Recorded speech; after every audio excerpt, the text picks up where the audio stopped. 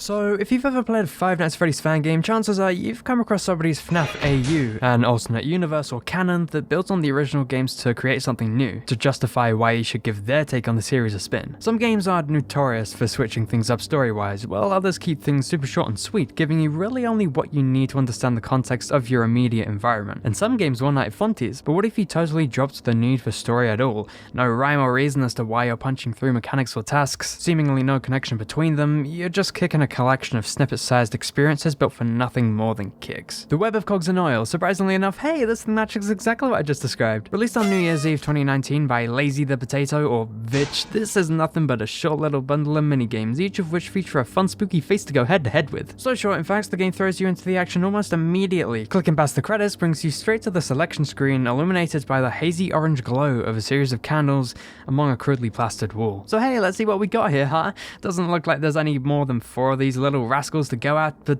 hey, quality over quantity I guess. All featuring familiar faces too it seems, but seemingly avoiding any of the quote-unquote core FNAF characters, and I appreciate that. Keeps things funky fresh, yo. Anyway, time to head down to the chippy, run the stock dry, get some vinegar on my scampi, pick up my hot chips, get some horseradish on those bad boys, and go to town. The corpse, here we are, seemingly toe to toe with a more realistic rendition of the rotting Michael Afton shown to us through the sister location custom night cutscenes, stuck in a chilly old freezer. As will be the case with most of these minigames, the goal here is fairly clear cut. Stinky little Mickey over here doesn't seem to like the lights on, so you gotta generate power through turning a hand crank to keep them bright and burning, and Aubergine Billy away from you. However, you can't let it get too cold in the freezer, god forbid the dino nuggets are kept safe for consumption, so you gotta keep things cool by turning around to regulate the temperature to push it above 30 degrees. It's a balancing act really, keep the zombie away from you, contemplate why North America still use Fahrenheit. Keep this up for 3 minutes and hey presto, that's 1 out of 4 done. This was a pretty tense little experience really, but definitely a good test of endurance. Michael barely moves, but is always only slightly out of view, and it's a little terrifying. He gets quicker also, and very nearly got me before I slipped by in one, agony. Well, with that boy done and dusted, up next is the Trickster, featuring a character seemingly totally unrelated to FNAF until you take a gander at the poster that crops up in that Pizzeria Simulator teaser image. It's the guy, it's him, and this little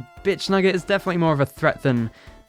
It's a game of hide and seek. You can't let the flashlight run out of power, but you have to keep a close eye on this clown, not letting him get too close to you or too far away, letting him hit either extreme leading to your demise. He'll trail off the screen, or attempts to, with the help of an audio cue to alert you of his presence, usually. There are a pair of 2 stupid-ass little boxes with a pair of stupid-ass little feet that'll misguide you, attempting to bring your focus away from the actual threat, and boy howdy, are they really awesome. This is a creepy little bastard, 2 little featureless eyeballs, a stupidly spooky grin. I never felt the same genuine tension I did with Michael, but wowie friggin' zowie, this was a little panic-inducing. I barely had enough power to get through this thing alive, so of course I did the only sane thing anybody with a right mind would do and wasted the remainder of it during the last 3 seconds of the game to see what would happen. Call of the Void is a powerful little concept. Anyway, just like the corpse, I got through this thing on my first try. I'm most certainly challenging. Both of these were just short and sweet little experiences that were snappy and easy to understand and made it clear what to do.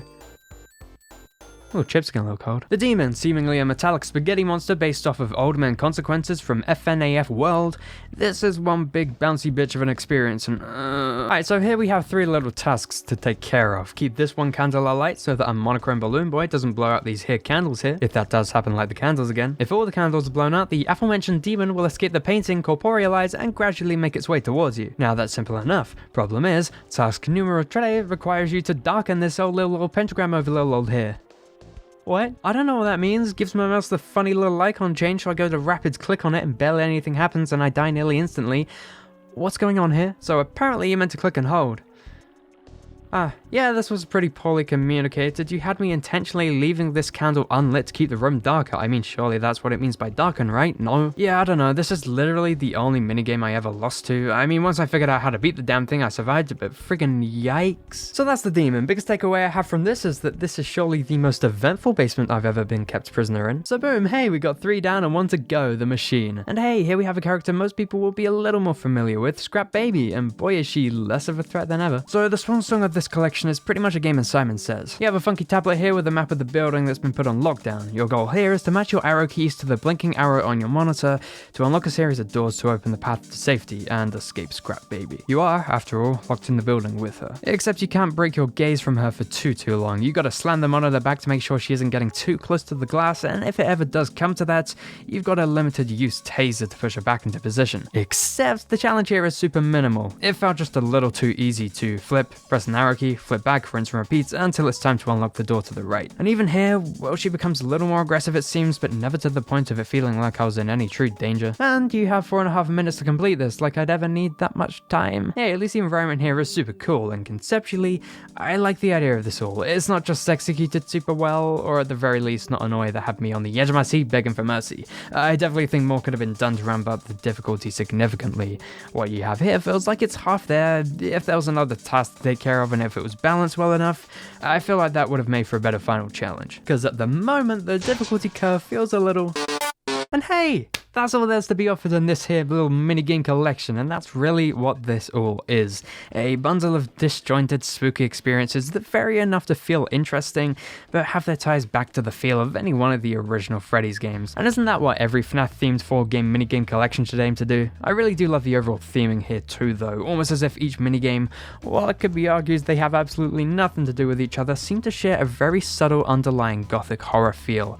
From the selection screen to the entirety of the demon, even in the little extras menu this thing offers, the building you're locked in with the machine features some miniature graves and some spilled internal organs hidden from view during gameplay. So, the web of Cogs and Oil, overall, what do I think of this? It's a little flawed, sure, but past that, it's pretty much your typical Fangame with fat trims, a concentrated collection of tension and terror. Hey, at the very least, some of the lesser appreciated characters get a chance in the limelight here. This is just a neat package, with controller support too, surprisingly enough. Not sure why you'd want to use a controller with this, but hey, whatever floats your boat, I guess. Anyway, especially in the spirit of Halloween, go to Game Jolt, grab this thing and give it a little play.